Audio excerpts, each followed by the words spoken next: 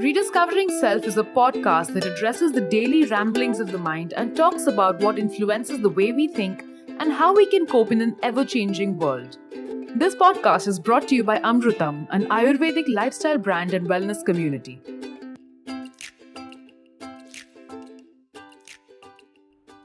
Hi everyone, and welcome to the very first episode of Rediscovering Self with Amrutam. Joining me for the very first episode today is Stuti Ashok Gupta. She's a principal for brand and vision at Amrutam, an Ayurvedic lifestyle brand and wellness community. She's also a psychotherapist with a master's degree in clinical psychology. Stuti has been consistently working towards increasing awareness around mental health, and she's someone that I connected with through the travel space. And we've actually been working on something on these lines for a really long time, which we finally managed to bring to fruition with this podcast. Stuti, hi, thank you so much for letting me do this and for being here as the very first guest today. Yeah, I'm super thrilled as well. It's coming to life, something that just started with a thought. I'm super excited too. I know we've been having this conversation for a long time. We've spoken about this in a previous podcast that we recorded together as well.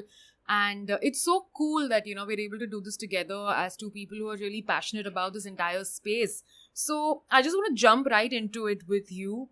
Mental health and wellness. Why is it so important, and why are we doing this whole podcast?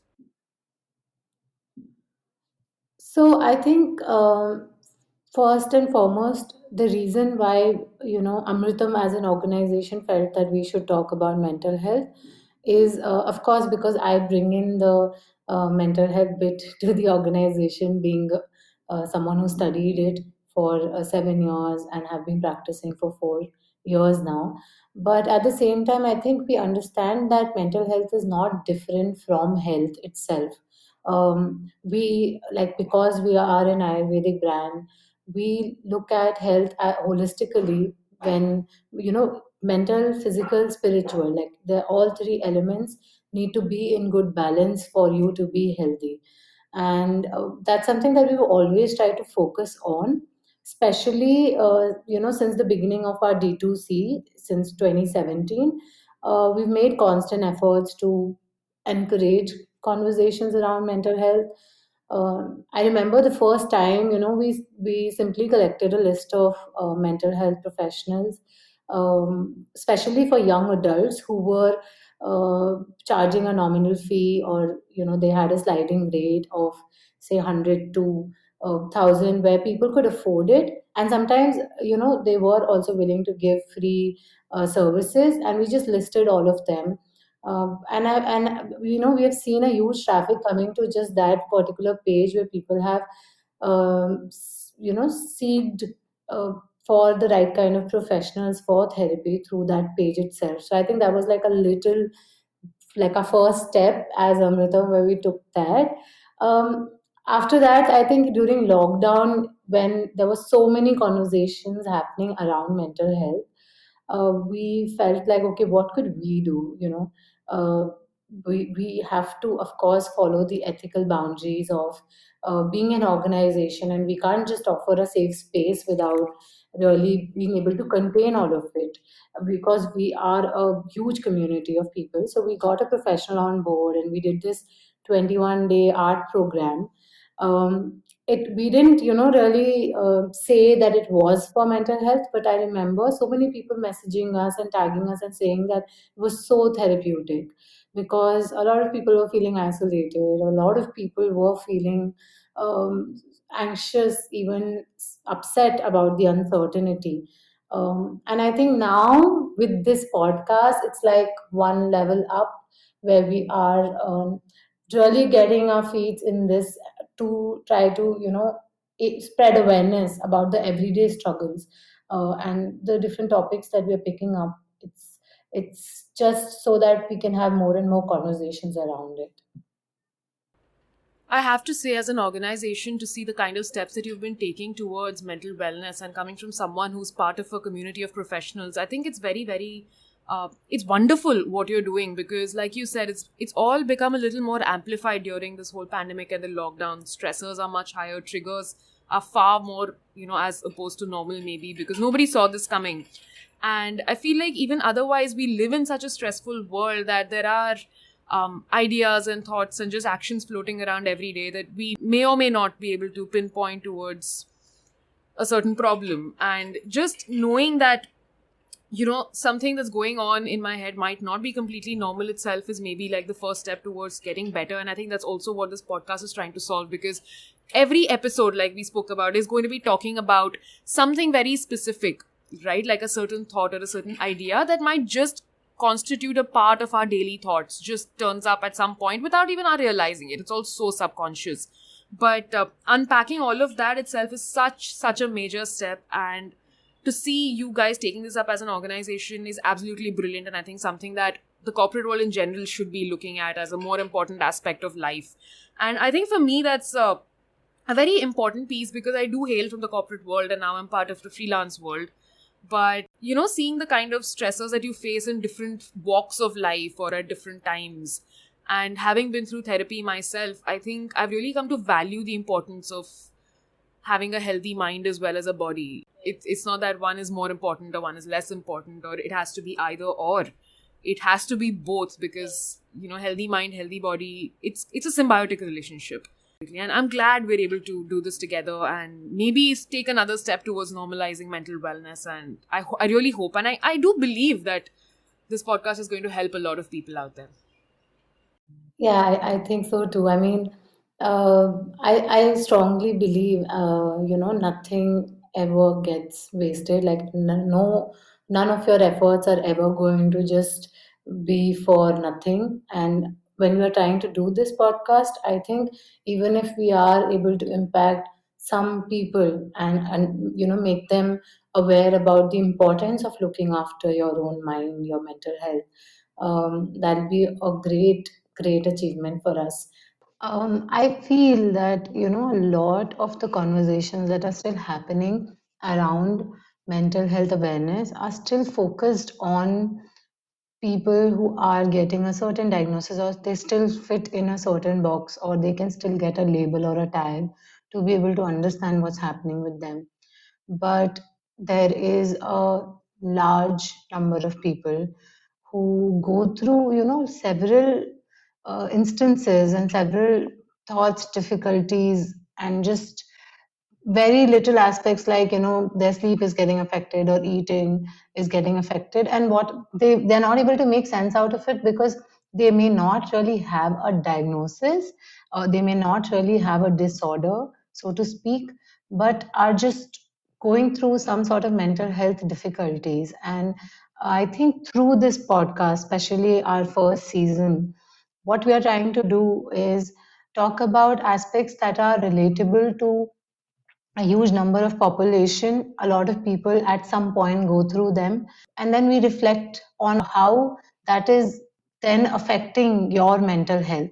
Either way, I think just to reflect and build that self-awareness that, okay, I'm not alone if I'm feeling this way. For example, we have a topic called I'm scared of confrontation. That's something a lot of people go through, and they may not want to put that as something that they have a disorder, and that's the reason they are going through this. It may be because of various reasons, and just to understand that as a person who's going through that without being put in a box, I think that's what we're trying to do here. Like, mental health is for everyone. Everyone should seek help without really feeling like, oh, something's wrong with me. Absolutely. It's the most normal of thoughts, or rather what we consider as a normal of thoughts that might actually need some kind of delving into. And that's where, as you rightly said, it's not necessary to be diagnosed with a disorder to be, concerned about your mental health. It's just something that you have to maybe look at on a daily basis. Speaking of which, how does one, start on looking after their mental health? What are some things that we could maybe do to, take care of ourselves? There are, of course, a lot of things one could do, but I have a few things to begin with. I think the most important thing is to look at the kind of lifestyle you are living, because your sleep pattern and your eating, these two aspects directly have an impact on how you are feeling, your mood, even your thoughts, your daily functioning, and your relationships with others. I think these two, of course, are about the lifestyle, but apart from that, there is, especially with young people, there is this sort of dissonance, where at one side they know that if their emotional and physical health is not up to the mark, then their performance is going to be compromised. But at the same time, there is this constant industry standard of, cutthroat competitiveness. There is this sort of set glamorized hustle culture, and especially through social media, when we're seeing that, okay, everyone's doing so much, then I think that dissonance, that sort of internal conflict, that how do I differentiate my own needs with what is expected to be the best, and constantly being aware of this conflict, that okay, what do I need right now, what would work for me. And that is, I think, constantly asking, how am I feeling, what do I need right now. Being aware is, of course, the first step, and not always people are going to be able to do that on their own. But I think on a day-to-day basis, even if you have certain checkpoints as to your lifestyle, your awareness of your mood, your thoughts, these are little things that one could start with. And then, of course, there are things like spending enough time with yourself. I think it's it's still not so much talked about, but the importance of spending enough me time where you at least do one thing, you really enjoy. And ideally, if it doesn't involve your phone screen or your laptop screen, then it's perfect. But if you give yourself even those 15 to 20 minutes or a half an hour every single day, it could help you understand yourself better. It could set the tone of your whole day or night or even the following week, if you're able to give yourself some time without distractions. Because we feel distressed with those distractions, and then to overcome that uh, sort of anxiety about, okay, I'm not doing enough, then you distract yourself more, and it's a loop. So when you spend that me time, I think you still get some time to reflect on, okay, this is what I want to do, this is how I want to do it, this is what is right for me. And then, of course, like, I think identifying right kind of social support. You might have 20 friends, but they may not all be the right kind of social support for you. If you're seeking help from a friend who's constantly telling you and reinforcing that you are the reason for your, struggle, then I don't know if you would actually go out and seek help, because you're constantly blaming yourself and feeling guilty about feeling a certain way. So, yeah, I think these are the few things that one should do to look after their mental health. These sound like very simple lifestyle changes to make, just to make sure that we are on track, with what we are eating or the kind of activities we do on a daily basis, the kind of information and the kind of interactions we're exposing ourselves to, and just seeking out a little bit and being a little more conscious of the kind of things we're doing. And I think me time is so underrated, just taking out a little bit of time in a day to disconnect from the world and from work and just the daily stress that we live with, to just do our own thing. And I think you put it beautifully, like we really tend to reflect when we are disconnected. So that is super important. And you've highlighted it all so beautifully. I think at one point you also mentioned that, sometimes it's not easy for one to understand this by ourselves, which is when maybe we need to seek support elsewhere. And this might not just be, in terms of having a support system or family or friends who are understanding, but also in terms of seeking professional help. So therapy is also a way of self-care, the way I look at it.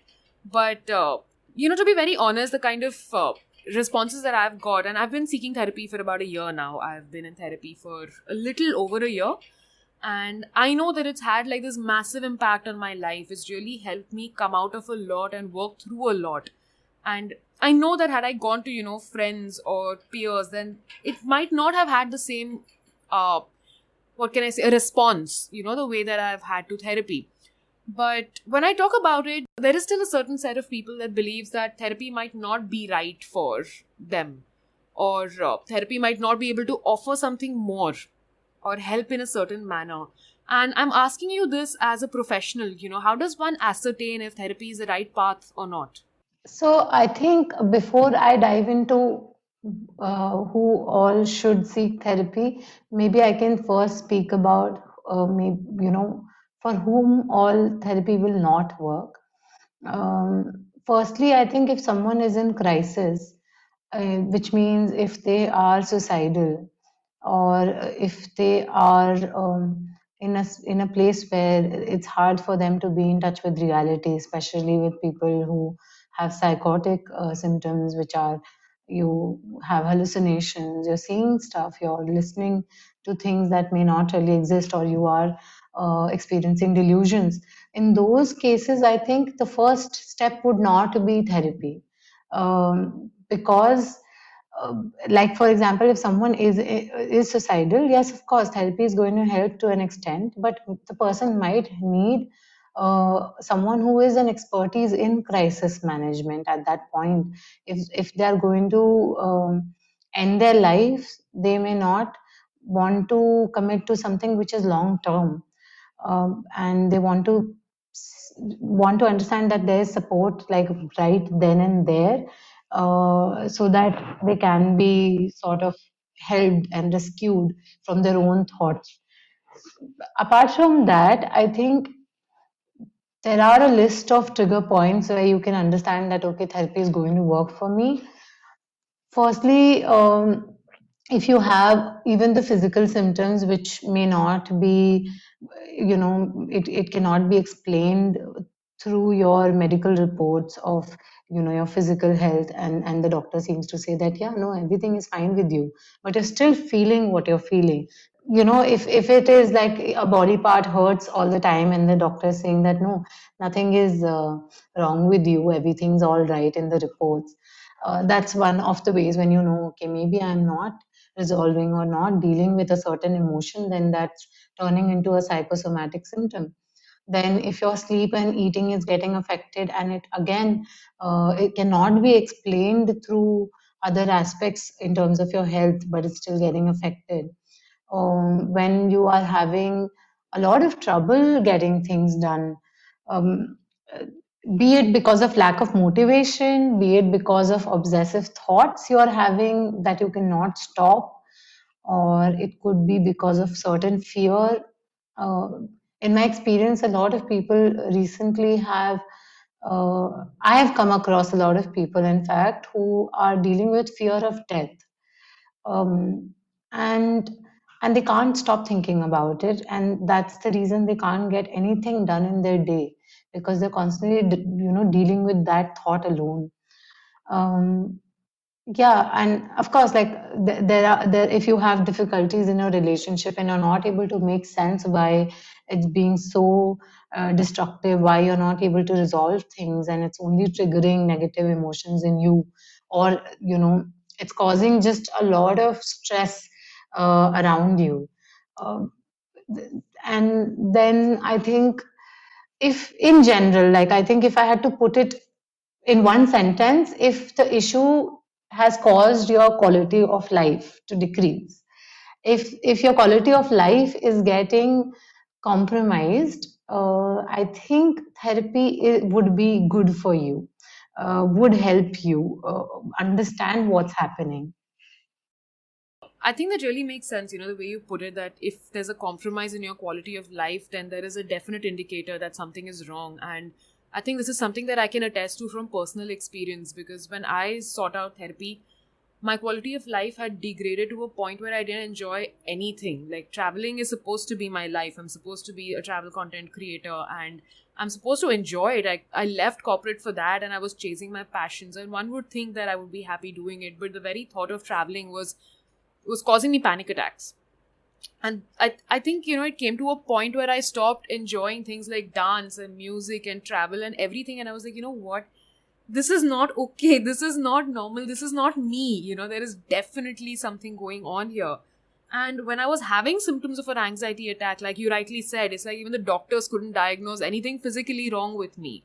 My reports were fine. My reports were clean. They were as good as they could get, touch wood. But clearly something was not right, and I could feel that. And I think for me, that was the moment when I realized that I wasn't able to do this alone.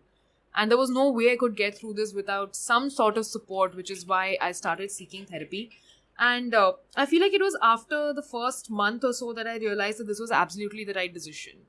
So it took a while, but I think just converting that thought of, that I can handle everything, or I'm too weak if I can't, to the fact that I'm not feeling great right now, but maybe someone else might help me come out of this or get through this. For me, that was a massive change. So that's when I knew that, therapy was the right path. I think I completely agree with you there. A lot of people associate seeking help for, especially mental health, as a sign of weakness. There must be something wrong with you. That's why you're in therapy. And we don't even have a lot of role models who are speaking positively about it, except on social media. But, those are not the people we are sort of seeking approval and validation from. We are seeking it from the people around us, our family members, our close friends. And if they seek help themselves, then it becomes easier. But if they think that no, you'd be fine, and if they say things like, you don't need therapy, and in a way that sort of demeans the whole idea of seeking help. No matter how much you've researched on internet, but a person around you whose opinion matters to you says something which stigmatizes mental health professional uh, who's helping you out. I have had a client who took a break from therapy because of a certain family member made a remark on her for seeking help, and it affects you deeply. Firstly, you make all this effort to make up your mind, and then you don't want a person to criticize it. Of course, for each person, they have their own way to deal with the stigma. But at the same time, if they have experienced how this works for them, it sort of becomes easier for them to then stand up and then speak about it. Like, I think that when people are not seeking therapy, one common thing that people dive into as a coping mechanism is substance dependence, because those things are still more acceptable, more accessible, affordable, and even to a certain extent, you know, labeled as cool, versus someone who's going for therapy, because there you need someone else's help. Here you just need a thing, a substance. So though I think those are also triggering points. Like though, if anyone's listening and who's depending on a substance to deal with their any of their emotions or even thoughts, I think like it's a good sign that you might actually need therapy, and it might actually be helpful for you. And then again, I think the stigma also leads to the social withdrawal side. Like people, they sort of make up their mind, okay, I'm going to seek therapy. And if they discuss this with people around them, and there is a certain stigma that is thrown back at them, they people tend to also withdraw themselves from others around them, because then they are constantly made to feel guilty. Like there's a lot of self blame, I think, in our culture that is instigated constantly. If something is not okay, especially when it comes to mental health, like physical health, everyone would still give their sympathies. But suddenly, when it's about mental health, then there must be something wrong with you, and that's why you're not able to cope with it. Right. So some very helpful points over there, just to also identify that what might constitute as a trigger to identify that, that maybe therapy is required. And I think substance dependence is definitely something that comes out, because I really believe that self-reliance is unnecessarily overrated. I feel like it's given too much of importance that, you need to be completely independent and self-reliant, otherwise you're weak. And I think that itself is something that is it's so wrong, right? Like, what if someone can't handle everything on their own? That doesn't make them weak. It just makes them someone who maybe needs a little push from the outside. And there is absolutely nothing wrong with that. I just wish that were a little more understood in society, because even though right now, there is dialogue happening, there are people talking up about how mental wellness is important, and there are people on social media also really encouraging dialogue about this. But like you said, the normalization comes from our closest peer groups, and that's where we need to start normalizing this, or maybe try to undo the stigma associated with therapy and seeking help over there. How does one maybe talk about this with their close people? How does this topic get broached? Because I'll just maybe state an example. Like, if I'm someone I'm going through depression, or I'm having like a tornado of thoughts in my head that I can't make sense of, but I'm not able to connect with someone to tell them that, because I'm afraid that there might be a judgmental person at the other end, and I might not be able to get my needs met. So how would you suggest we navigate this? The one way of communicating why you need professional help for your mental health is to explain the concept of safe space, that the importance of safe space, which one may not get in their own close relationships, because both parties are bringing in a lot of their own thoughts and feelings into the space, and it just gets mixed up. And especially when you know that the way you are feeling, or your mood, or your even thoughts directly have an impact on the people around you, it becomes even more challenging to discuss those feelings with them, because there will be a certain reaction that may then trigger them and may not really give you that containment that you needed at the first place. In When it comes to therapy, it's like that 1 hour is yours. It's completely your safe space. You are the one who's bringing your own, your whole, emotional aspect, your thoughts, everything that you can bring up and feel safe about expressing them, without feeling that any of your thoughts, feelings, mood, anything will then affect the other person. The other person is there to contain it doesn't really have an impact on the other person the way people around you who are living with you, or just be affected by you, have that. So there's no strong reaction that you would usually get. There's no advice that a therapist would give you. And I think that whole therapeutic relationship, where you can feel like you can really trust this person to understand without judgment, and genuinely listen. I think these are the basics that can change the way you look at things in a great deal. Like, I'm not even talking about the interpretations, I'm not even talking about the work that therapists do within that hour, but just that space makes a huge deal. And if we are able to communicate that, especially if you have already experienced therapy, then if we are able to communicate the importance of that space we are getting, which makes us feel safe, it can make a huge difference for the other person to understand that, okay, um, maybe they need this, maybe they are convinced about the fact that this is going to help them. But for those who have never really tried therapy, and they're trying to explain why they need this, I think uh, they would then have to educate themselves about how they are feeling, firstly, because each therapist is also going to have a different approach as to how they look at things. And I remember we also spoke about this in your previous podcast, that finding a therapist is exactly like dating. And your needs have to match the therapist approach.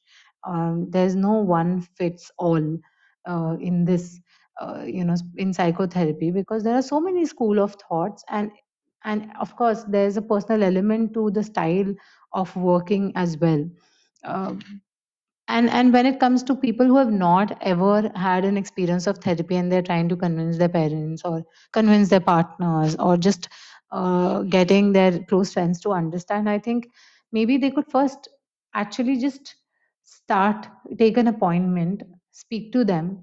And if say a person is underage, like under 18, And if a parent needs to be involved, maybe you know get one of the parent to just come and speak to the person, speak to the professional, and say that, just give it a chance, because I have tried everything else, but I'm still not able to concentrate in my studies or in my work. I'm still not able to focus. I'm still not able to get over a certain thought or a feeling, or even if it is something extreme when it comes to not able to form good relationships with your friends or family, or even in your workspace.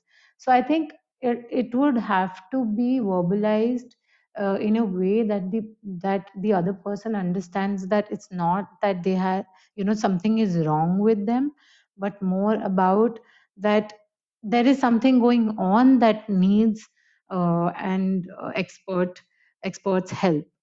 um, of course, it's going to be a long journey. It's not going to go in one conversation. But if you have the conviction, I think people do come around.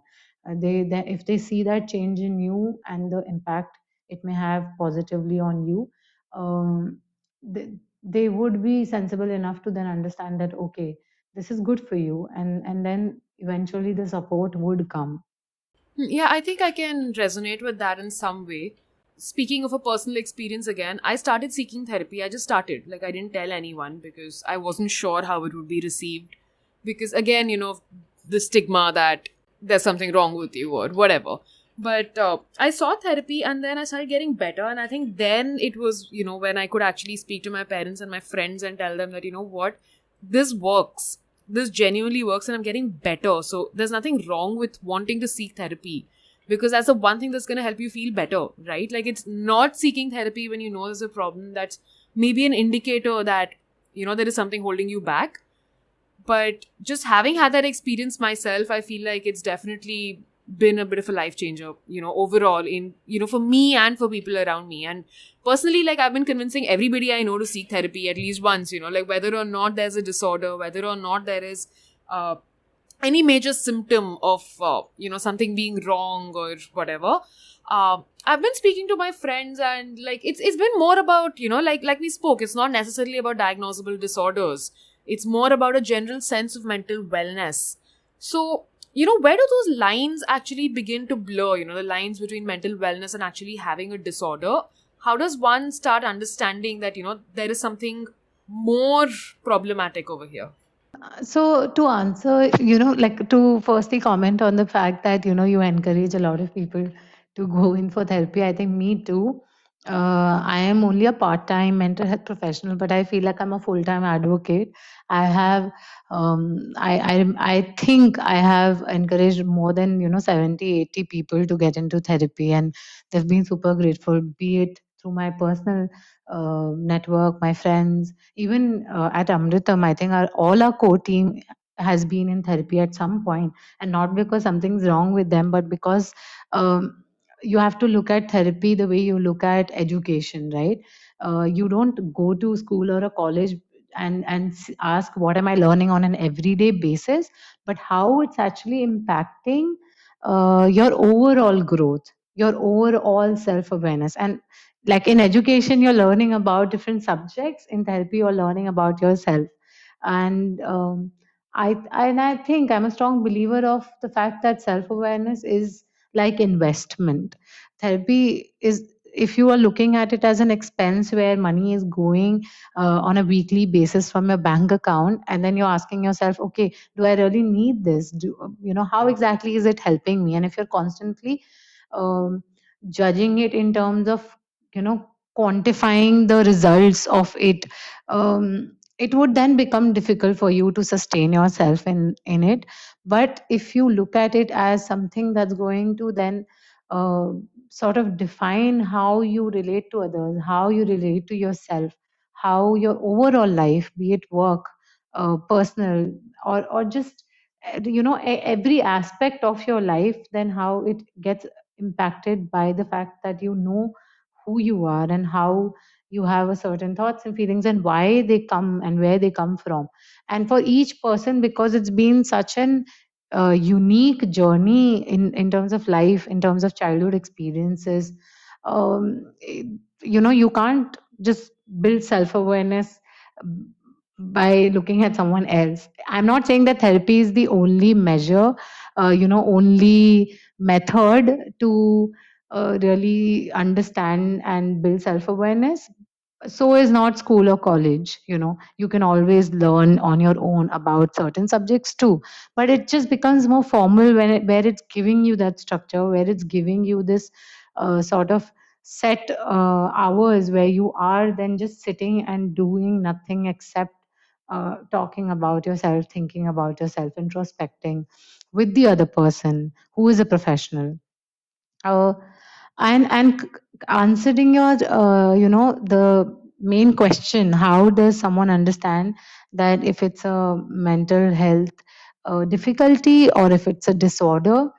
I think most people don't know that what they're going through is a disorder till they reach a professional, till they start seeking help, and then they realize that, okay, maybe I identify with a certain condition or a symptom or a syndrome. And of course, the other person, the professional, is also going to help you understand if it is a if it is a disorder, if it can be diagnosed, or if it is a general difficulty that you're going through because of various factors.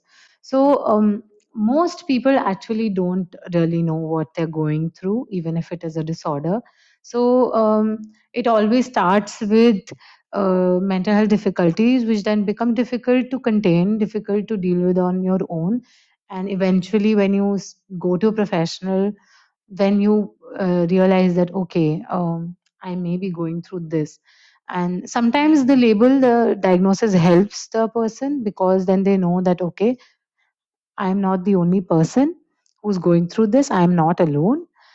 Sometimes the diagnosis could also do harm, where people feel like, okay, I am incurable, I can never be helped because I am going through this. Certain personality disorders, people, when they get the diagnosis of a personality disorder, a few of them actually end up feeling like they would never be able to have a positive and a healthy relationship with the person, because of what their diagnosis suggests. So it works both ways, of course. The first step, of course, would be to just get an appointment and talk to a professional and then understand what you're going through. Right, right. So I think that first step is something that's recommended for everyone. If you ask me, I think everybody should go for at least one appointment with the therapist and see what's going on, and then maybe take it from there. I don't know, maybe this is just me, but I've had such a brilliant experience with it that I just feel like, everyone else should give it a shot as well. Right. Yeah. I think, yeah, I've been, as a part of my work, I am supposed to be in therapy. And I think I've been, like, I was in a group therapy setup back in, like, from 2014 to 2016. And then again, I went into personal therapy from 2016 to early, like, January 2018. And then again, I started this year again, like, I found another therapist. My earlier therapist had moved out of the country. That's why we had to terminate it. And being someone who's encouraging other people to be in therapy, it of course comes from a space where I know how much that has impacted my decisions and made a huge difference in general. Like, it has had a huge positive impact on my own life. And I don't really encourage people to seek therapy because I am a therapist, but because I am someone who is in therapy and I know how it works. And I think coming from you, that also means a lot because you have seen the other side as well. You've sought therapy and you're a mental health professional. From my perspective, I'm just someone who's been seeking therapy for the longest time, so I would undoubtedly really recommend at least one session with people. And I think, like you rightly mentioned, therapy has to be seen as something that is an investment and not an expense. Because, like you said, it's like in school you have so many different subjects and you're studying, you spend time studying. I think it's been long enough that we've not given ourselves that time, and maybe now is a good time. Any is a good time to start actually just focusing on the self and trying to work towards a healthy mind. So I think that's another way in which this podcast might maybe catalyze some change. And I'm really looking forward to this because we've gone through the episode titles together, we've gone through the topics, and we've spoken to so many different professionals together. And after having already recorded some episodes, which I'm very excited to be releasing very soon, I know for a fact that there is so much of gold that is coming out over here that is so important for mental health. And this is going to be something that I really hope causes some change in someone's life out there. Yeah, me too, actually. I am thrilled and really, really looking forward to each episode because there's so many different professionals and such unique topics that we're going to talk about, which I think almost everyone would relate to. At some point in their life, they must have experienced that, and how we can look at the same thing differently. So it's going to be great, and I do think I strongly believe it's going to have a good and huge impact on people. I'm so excited and I can't wait to get the rest of the episodes out there. Thanks so much, Stuti. This has been a lot of fun. I'm so glad we get to talk about this and that we're doing this together. It's always a pleasure to talk to you. Same here. I'm so glad you've been so patient with me, to be honest. You really have. And I do think, like, we were joking about how we're going to continue talking and extend our time, and we have. And I just hope, people be patient and listen to the whole thing, because there's so much we have talked about which is meaningful. I'm really glad we did this. I'm feeling so good right now. Me too, and I'm really looking forward to next week's episode, which is going to be about procrastination. Something that we think is so normal, but something that we're going to be diving deep into with a brand new professional next week. So stay tuned, and we will see you next week on Rediscovering Self with Amrutam. Until then, take care and stay safe. Bye bye.